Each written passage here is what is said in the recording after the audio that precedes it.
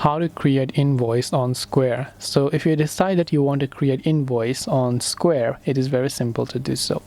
You have to just go ahead and then open the Square application as always, and this time make sure to log into your account. Once you're here on the login page and you want to tap on the three lines option or the hamburger icon from the top left, which indicates the menu icon. Once you've done that, you'll see a couple of options, but you want to go to this option that says Invoices. So just tap on the Invoices section there. Once done, on the next page you can either download the Invoice app, but you can also create an invoice right from here by tapping the Create Invoice option. You'll find all the overviews of your invoices, the sent and the received ones, and other options as such, whatever else it is that you prefer.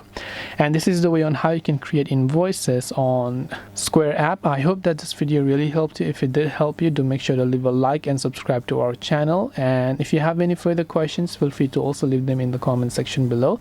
As always, thank you for watching till the very end, and see you soon in our next video.